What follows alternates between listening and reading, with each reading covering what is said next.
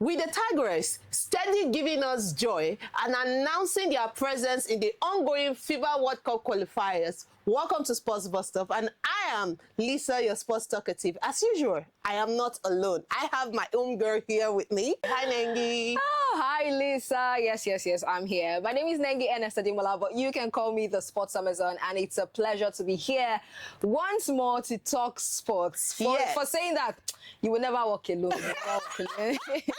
Amen. Because some people walked alone.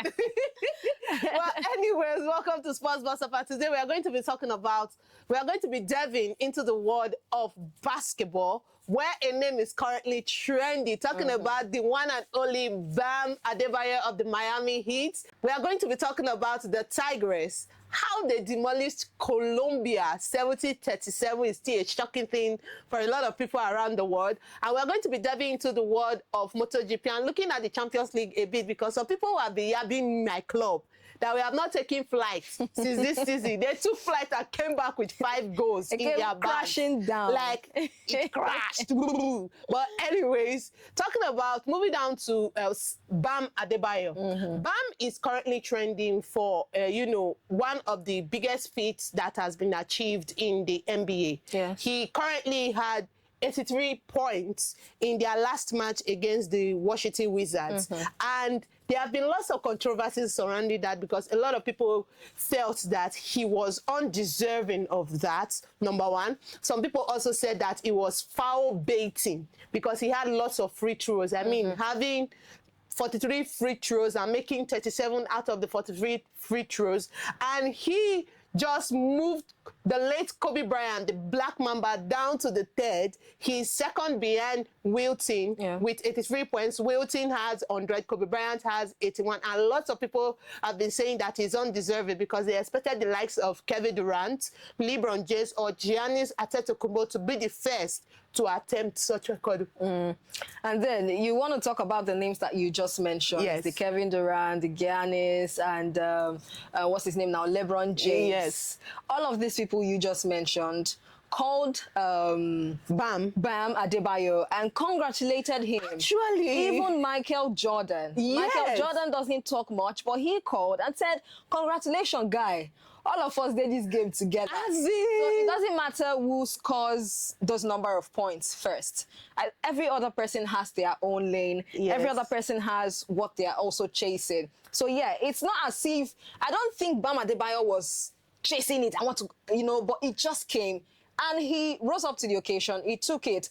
And like you said, there are a lot of arguments, But then again, I'm delighted that Bam Adebayo was able to get 83 points in that game. Because you know that Miami Heat and Washington Wizards is, of course, one of those games that maybe as a sports person, you just look at it and you call out the fixture. But I can assure you that ever since that historic night where Bam Adebayo had 83 points, a lot of us, our eyes will be on Miami Heat now. Actually, whenever Miami Heat are playing, we would love to watch. And of course, that's what historic nights, is made up of. Now, naturally, complaints, criticism, left, right, and center. And one of them that you mentioned is the free throws. Yes, he had about 43 free throws attempts. He made 36. Both of them are records. But then again, if you look at it, even if you want to take away the free throws, it's free throws, nothing there. Even if he wanted to take away the free throws, I just think he would have still had a fantastic night. I think he would have still had an incredible night. Okay. And then another argument right now is the fact that it was against Washington Wizards. They said a team that is weak defensively. But to be honest, I think most of the big scoring games have come against teams that are weak defensively, that are weak generally. Every win is always generally. Every win in any world of sport is always against a weak team. Sometimes it is keenly contested. Actually. Sometimes one team definitely is the weaker team for that win to be able to come on board. Yes. And if you look at the records, the likes of Kobe Bryant, who has 81 points, and Wilt Chamberlain, who has 100 points, both of them, as at the time they had this, as at the time they were able to rack up that kind of scoring in a game, they also had it against weak teams like Raptors and New York Knicks during their time. So I don't understand why people are just watering down this particular achievement because it is Bam Adebayo of Miami Heat. No. And also, okay, you said it is weak team, right? It is a weak team. Yes. So have other teams not played this week, team? Have other teams not played Washington Wizards? I mean, their players forgot that, oh, they're supposed to maybe score about 70 points, you know, thereabouts, or make it to 80 points. So, I mean, generally in life, if you're weak, you'll be taken advantage of. And that's what Bam Adebayo simply did. Another argument again, like I was just saying, people know they rest. They're not the rest. Another argument again is, it was not efficient. That it was not efficient enough. That Kobe Bryant, as at that time, it was, you know, he's very 81 points. It was very efficient. And then it is this NBA currently. I mean, it is an easy scoring kind of NBA. Really, but this current NBA is not really an easy scoring. If it is an easy, of superstars. For example, now let's just say it is easy scoring. It's different from the times of Kobe Bryant and the Michael Jordans. Please, how many players in this easy scoring season, how many players have been able to score up to 70? It is only, what's his name now? Nikola Jokic. Correct me if I'm mistaken. It's only Nikola Jokic who has been able to score about 56 points or so. The highest this season. And then you look at somebody who has been able to score 83 points and you're watering down his achievements. No. And then when it comes to efficiency also, this man is somebody who scored 31 points in the first quarter. Yes. Before halftime, he has already scored 60-something. Yes. And then look at the Miami Heat team. They are missing out on very good offensive players like Norman Powell, Tyler Hero, Andrew Wiggins, a lot of them, Nikola Jovic also. All these players are out injured. And this man simply stepped up to the occasion. And when his teammates saw that, okay, I think we're doing something good with Bam Adebayo, they fed him. Yes. They fed him the ball. He was doing his work. You know that thing where they said, lines are falling onto you in pleasant places. Actually, the lines fell onto him in pleasant places. That was the situation with Bam Adebayo. And of course, he saw an opportunity to make history. He grabbed it. See, I can understand the debate. Yes, of course, that's what we do. No, there will always be a debate. There will always be a debate. And there will always be, you know, those people who are trying to, I don't know how to put this, but maybe protect the image of their own goats. It's not their faves. That's exactly. Why. It's not their maybe faves. They just want to protect their faves and all of that. So I understand it. But then again, please, do not water down this achievement. Because it was an extraordinary night. No, it was deserving. And Bam Adebayo, I stand. Not just because he did an extraordinary, but because he's also in Nigeria. Nigeria not the carry last, actually. Yes, I would say my mind. It was good. Bam, bam, bam, all the way. And I know that when Miami Heat have in their next meet, lots of eyes will be on Bam Adebayo to see what he will bring to the table. But anyways, congratulations to Bam Adebayo. Moving on to the Tigress. Our girls. Yeah. Always making us happy. You know, they are always making us proud. I mean, when it comes to the world of sports in Nigeria, the women are always taking the lead. Anyway, the Tigress right now, they are in the FIBA World Cup qualifiers, and they announced their arrival by beating Colombia 70-37. In the first quarter, it was a bit sloppy for the Tigress, actually, because they had to put a lot of things together. Some people were saying that it was because they've not trained enough together, that they didn't train enough before going for the World Cup qualifiers in Lyon.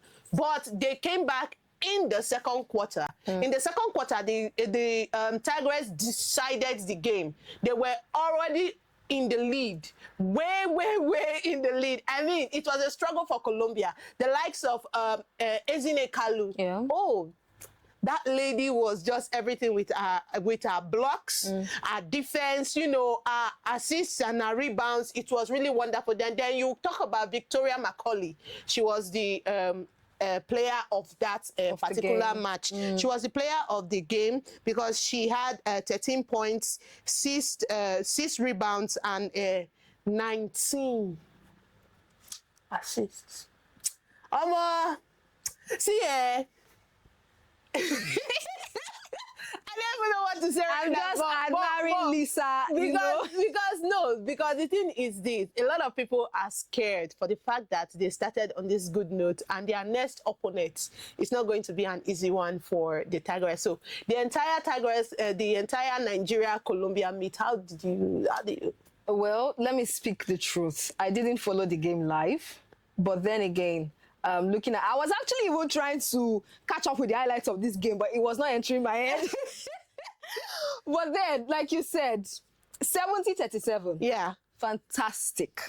Like, purely fantastic. And this would be Coach Rena Wakama's 14th win. Yeah. Ever since she took charge of the D Tigress team in 2023. She has been able to manage about 18 competitive games. Yes. And she has won 14 and lost only 4. So, fantastic. Fantastic.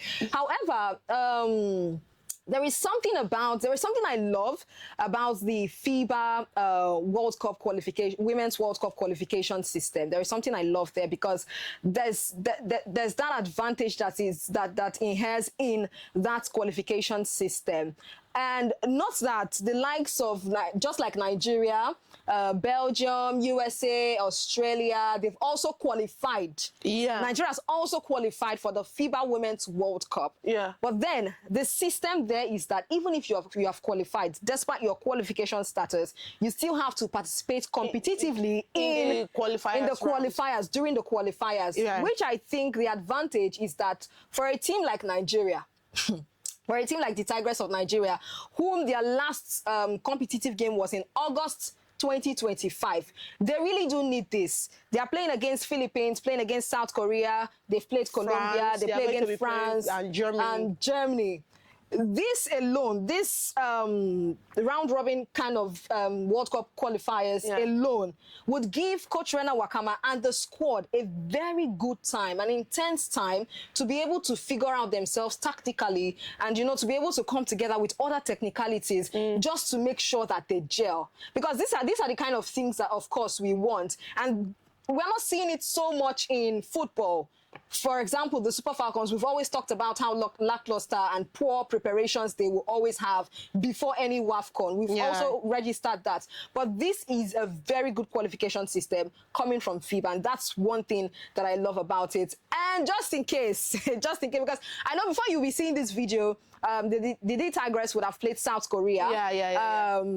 So this is more like a vote of confidence on, you know, the D Tigress. I'm very confident that they would win that game. But then again, against South Korea, I think it would be their third meeting. Yeah. And Nigeria already holds a 2-0 advantage against them. I think the very first time they played was 2004, and the second time was in 2016. That's like 10 years, 11 years back. That was in the Olympics qualifiers, and of course, they defeated them also. So it's a vote of confidence. We know that our girls will do well. Even if it goes the other way around, of course, I mean, there is no time to be pouring out blames because they are still definitely going to be in the World Cup. They will gel well. Yeah, so moving on from basketball, let's just take a quick look at the Uefa Champions League. Yes, the round of 16 matches, the first legs have been concluded. Yes. Have been concluded. You people know why I'm laughing. A Man United fan, laughing at somebody who is in the Champions League. Now you know. Chelsea. Go ahead. It's like a revenge tour for PSG because they came ready. So PSG defeated Chelsea 5-2. The likes of Dembele, Vincia, and Kavicha had goals. Kavicha had 2 goals, Dembele 1, Bakula 1, and Vitia 1. They defeated Chelsea 5-2, and it was really a very poor poor outing for Chelsea because there were lots of mistakes, lots of blunders that happened in that match, and the fans were legit crashing out and calling Leah Rosenov out like, we want him sacked, we want him out. It wasn't a good one. Then we'll go to Tottenham, for example. Igor Tudor. That one is another piece. What was the result? That one is another. That one is. See, that one is far. At a point, when the camera, you just panned on Igor Tudor. See, Baba won't cry. See, he was looking so confused. The team were not put together. See, Solanke and the likes of they tried to put in the work, but it wasn't enough. It wasn't actually. working. It wasn't working actually, because see, everybody was just everywhere at the same time. He got to that at a point was just looking confused, and many of the tactical efforts he put was just lackluster. Then we'll go to Liverpool losing 1-0 to Galatasaray. They walked alone actually, but it's 1-0. It's 1-0. And narrow now. But then Galatasaray will be coming over to Anfield for the second leg. And then there is Bayern Munich. See, Bayern Munich, I think they need to start putting a ban. Like they should put a goal quota to because Bayern Munich were just, I don't know how to say it, they were Atlanta collect 6-1. Even Nicholas Jackson that Chelsea say na dirty, make I speak pidgin. Nicholas Jackson wey Chelsea call dirty player score. It was that bad. 6-1 for Bayern Munich against Atlanta. Then Newcastle had a 1-1 draw with Barcelona. A late penalty by Lamine Yamal was. Then there is Arsenal too that used Ojoro penalty to draw with Bayer Leverkusen towards the end of the game. And Bodo and Glimt, of course, they beat Sporting CP 3-0. So I think it was then Man City. No, I'm not gonna forget. Man City. You know, we already talked about it the last time. That these two, it's a game that you want to watch. Oh, but no, in fact, they really need to watch out for the game, because Pep Guardiola need to go on sabbatical league at this point. Valverde had a hat-trick. 3-0 for Real Madrid against Man City in the Bernabeu, and they will be moving to Etihad. A lot of people have been talking. See, there have been lots of banter going on. I saw a video of Thierry Henry during his sports show, and he was just talking about this game, and he said, even if he would not like to wear their jersey, that if he wears that jersey, he thinks he would grow hair finally. You know, so that tells you the kind of, and of course he also talked about the goal scorer, that nobody would have expected that he was going to score. Actually, 3 goals. I did not expect Valverde. How? Nobody saw it coming. Azal now, but when it comes to Champions League, right? Real Madrid are always at home. They are the real stuff. Yes, they are always at it. Like this Champions League is their birthright. But of all the matches, which of the match was the most interesting for you? Hey, well, most interesting is, of course, to see Manchester City being flogged. Being flogged. Wow. And then, on a sad note, Liverpool lost to Galatasaray. Yeah, she's a fan. 1-0. See, I don't even want to be talking about them. You see this season. You don't hear them from my mouth. And the slots. They are really moving as a slot. I don't want to talk about them. They lost 1-0. But then interesting games in the Champions League. This is just the first leg. And of course, ever since they switched to this new format of the Champions League, we have really had a lot to always talk about whenever it comes to games like this. This is just the first leg. Let's see what happens in the second leg. The likes of Bayern Munich, the likes of Atletico de Madrid, PSG, who have already registered themselves right now in the first leg. So let's just see how the second leg pans out to be. But then again, but do you think Chelsea would want to 5-2 Chelsea as they are currently? I can't say. I can't vouch. I can't. It was a big shame, embarrassment. 5-2. I can't say, please. Let's just watch. The Arsenal, do you think Arsenal are going to put up a good fight against Bayer Leverkusen? I think Arsenal any day, anytime would want to put up a good fight against any team they are playing, whether in the Uefa Champions League or in the Premier League. Because, look, I think Mikel Arteta has learned. He has learned from his old ways. And we can see the effort that he and his players are putting in this time to get a quadruple. Okay, so moving down to the Formula One. Yeah, this weekend we're going to be having the... I say in Nigeria. This weekend it is the Chinese Grand Prix, of course, holding in China. and it is going to be the first F1 sprint weekend, which means that during the course of the weekend, we're not going to be seeing Formula free practice 1 to 3. It's just going to be free practice 1, and then the qualifiers, the sprint qualifiers, the sprint race on Saturday, and then Sunday, the main Grand Prix. So fingers are crossed, like I will always say. Let's see how this pans out, because we've talked about the new rules, the regulations. So let's see how drivers will be able to adapt. But before we go, which of the drivers name 3 drivers you really look forward to making a mark in this Chinese run? Oh, well, I do not want to say I have favorites. No, I just love watching Formula One and seeing what these drivers can be able to make out of any race. But I think in the last Chinese Grand Prix, what's his name now? Lewis Hamilton took pole position. If I'm not mistaken, if my memory serves me right, Lewis Hamilton took pole position. That was 2025. So 2026, and looking at what he did in the very last race, coming fourth, let's just see, because see, in any season of the Grand Prix, eyes are always on Lewis Hamilton.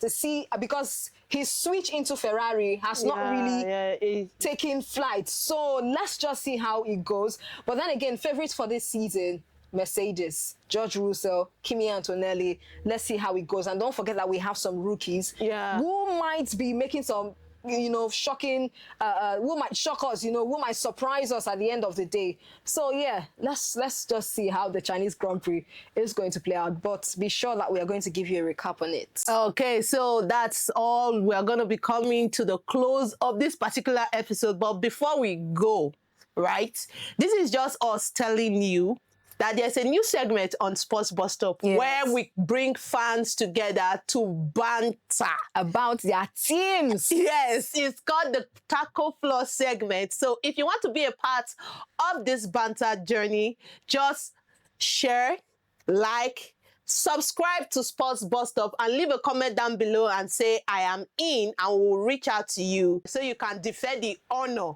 of your team. For example, I want to see Chelsea. I'm not the one that said it, too. I'm not the one that said it.